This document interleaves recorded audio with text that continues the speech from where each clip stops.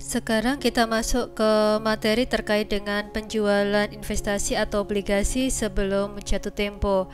Nah, slide ini menunjukkan contoh soal jika perusahaan sebagai investor menjual obligasinya sebelum jatuh tempo. Di sini disebutkan dijual pada tanggal 1 November 2021 pada nilai jual sebesar 99/3/4 atau ini sama saja dengan 99.750.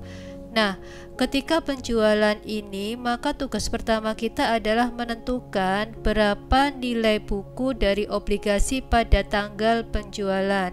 Jika kita lihat tabel di sini, nilai buku sebesar 96.454 itu adalah nilai buku tertanggal 1 Januari 2022.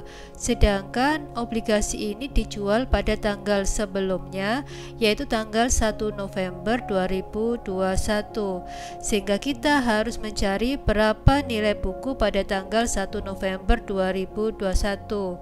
Caranya adalah kita membuat jurnal amortisasi diskon terlebih dahulu.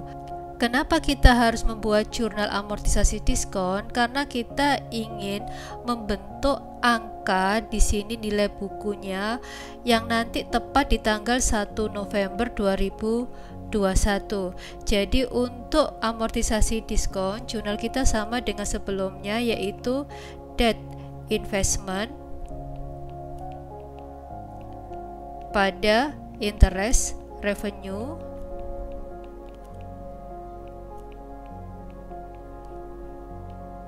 sebesar angka sampai pada tanggal 1 November 2021, yaitu ini angka ini 783 kita kalikan dengan 4/6. 783 itu kan nilai diskon amortisasi sampai tanggal 1 Januari 2022. Karena kita hanya sampai tanggal 1 November 2021, maka baru jalan selama 4 bulan, yaitu mulai 1 Juli sampai 1 November dibagi dengan 6 karena bunga kan dibayar setahun 2 kali. Nah, dari jurnal ini kita sudah menemukan angka amortisasi diskon sampai tanggal 1 November 2021 yaitu sebesar 522. Hal ini berarti kita sudah menemukan nilai buku sampai tanggal 1 November 2021. Caranya adalah dengan menambah 522 ditambah dengan 95671. Jadi penjumlahan antara 522 dengan 95671 akan menghasilkan nilai buku sebesar 96193. Jadi ini adalah nilai buku tertanggal 1 November 2021. Kemudian kenapa kita memerlukan book value atau nilai buku ini? Karena ketika kita menjual, kita perlu membandingkan antara nilai buku dengan harga jualnya. Jadi ketika kita membandingkan nilai buku dan harga jualnya, nanti kita temukan selisihnya. Selisih itu adalah gain atau loss atau laba atau rugi atas penjualan investasi kita. Nah, kita tadi kan sudah mendapatkan informasi harga jualnya kan 99.750, kemudian kita menemukan nilai bukunya adalah 96193. Jadi book value ini kita bandingkan dengan 99.750. Ini adalah harga jual, sehingga ada selisih di sini sebesar 3.557. Nah, selisih inilah yang nanti kita akui sebagai laba atau rugi penjualan investasi. Di sini harga jualnya lebih tinggi daripada nilai buku, berarti terdapat laba atas investasi atau laba atas penjualan investasi, atau dalam bahasa Inggrisnya gain on sale of investment. Untuk itu kita juga harus mengakui adanya gain on sale of investment melalui jurnal seperti yang kita lihat di slide selanjutnya. Slide ini menunjukkan perhitungan laba atas penjualan obligasi yang sudah saya jelaskan tadi. Jadi, kita bandingkan antara harga jual dengan nilai bukunya sehingga menghasilkan laba atas penjualan obligasi atau gain on sale of bonds. Jurnalnya itu nanti akan saya ajarkan yang versi terpisah terlebih dahulu seperti yang saya ajarkan selama ini.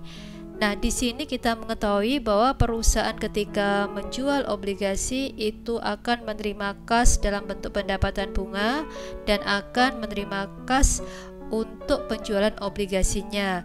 Nah, untuk pendapatan bunganya pasti jurnalnya kas pada interest revenue sebesar 2.667.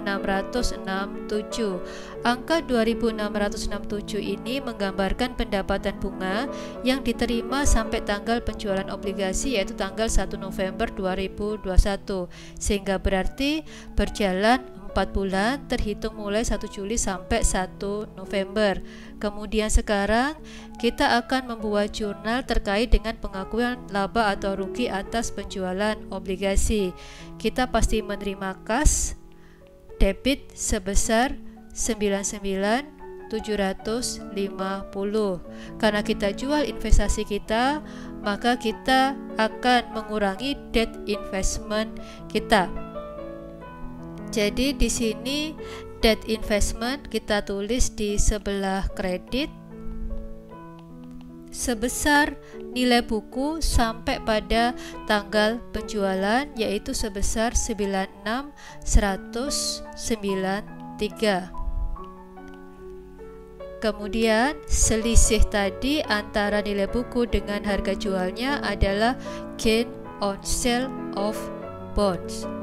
Nah, kita bisa juga menggunakan istilah gain on sale on investment sebesar 3.557.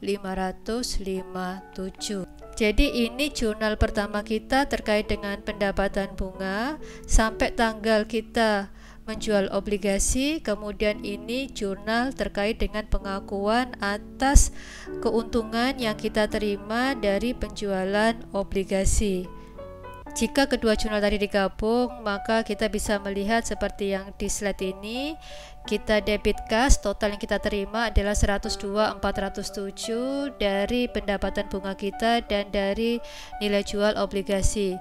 Selanjutnya kita mengakui adanya interest revenue sebesar 2667 dan kita mengurangkan debt investment sebesar nilai buku sampai tanggal penjualan obligasi, dan kita mengakui adanya gain on sale besar 3.557.